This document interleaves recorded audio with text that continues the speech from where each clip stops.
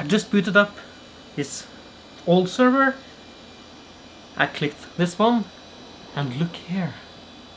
PC disk.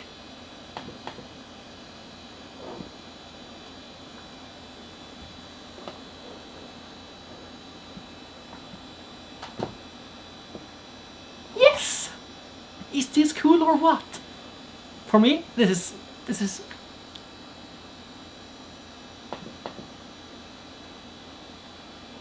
man, it's pretty fast also.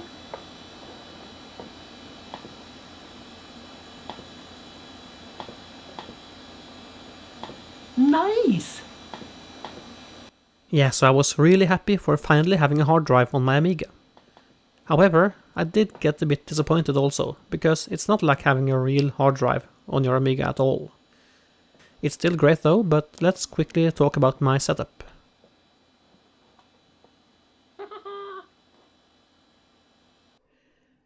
I just put this computer under the table and added a KVM switch. This computer has a passive backplane with 2 single board computers installed, each with an AMD K62 300 MHz processor and 64 MB of RAM. On the left side I installed Windows XP, on the right side I installed Windows 98.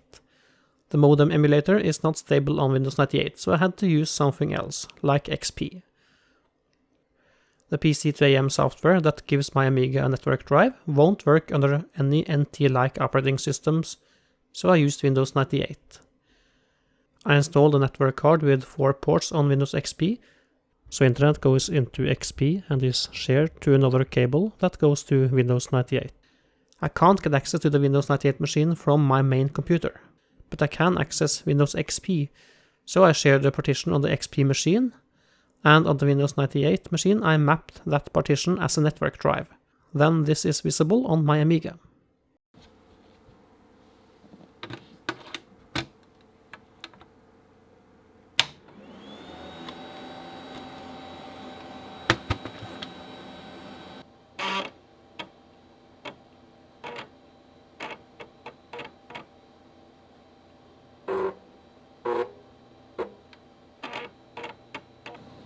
So I was a bit disappointed because it is a bit or quite unstable. To make it more stable I had to disable internal and external cache on my server for the Windows 98 machine. Then it was a lot more stable, but it's still not easy to just install programs on my secondary drive or on my this hard drive here, network drive. So it is possible to install drive stuff here and games, and you can make that work. But then again, almost programs can run out of ADF, so I can just use my GoTech. And in that case it's not that necessary. But the most important thing is that I'm able to have access to files, so I can launch Hippo Player, because I'm not going to use lots of programs on the Amiga. What I use the Amiga for mostly is, for example, listen to music. It is quite a lot easier to just download the music and mod files and put it on the XP shared partition, and then just open them here.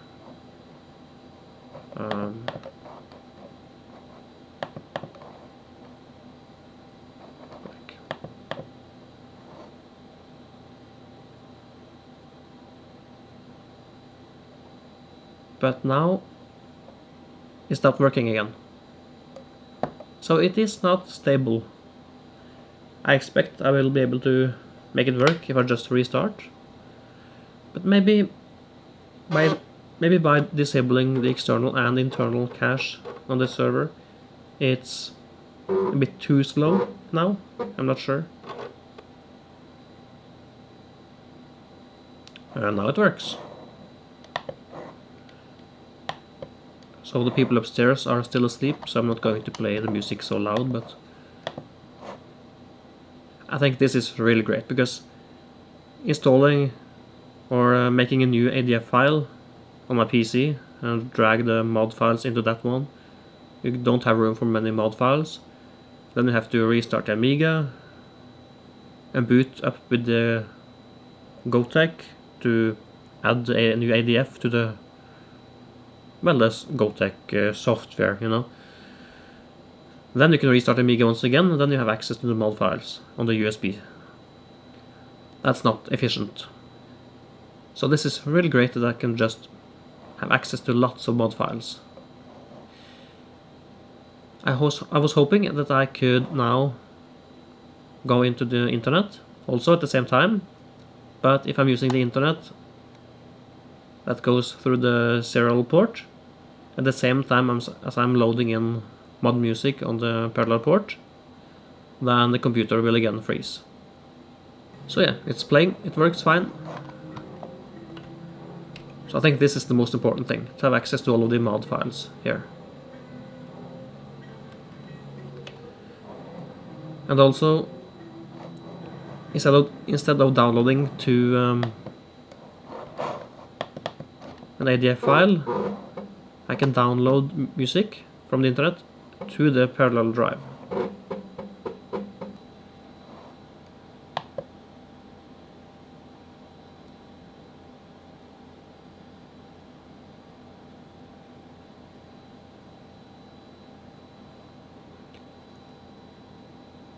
Alright, well, don't think I misspelled, but I think it's down. The BBS is down. Okay, it doesn't work, but I am able to transfer files, download files from the internet, and download it to this PC disk here. Oh, that was here. I have already downloaded a music here. I can show you. This is a song that I did download.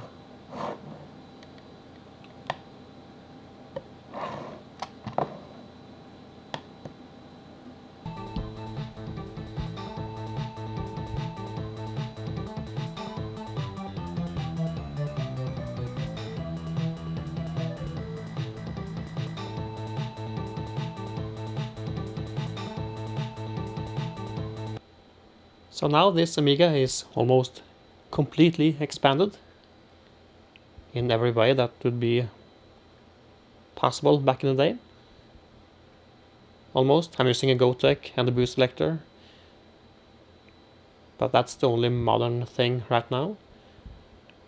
I'm using all of the ports back here, 2 extra disk drives here. I also have this one, Action Replay MK3, but it does not work with this kickstart. It works on kickstart 1.2, 1.3 I think, not 2.04. So I was wondering about installing the RAM emulator, because with the RAM emulator I can then switch between kickstart 1.3 and 2.04. Because I don't want to add a hard drive here, I think, because it would be a bit too big and I don't have that much room here. But occasionally using this one would be nice. But the RAM emulator is not switching between the real RAMs, right? It's switching between emulating RAMs. And I'm not sure how I like that. I would prefer if I could use real RAMs and switch between those instead of this emulator thing.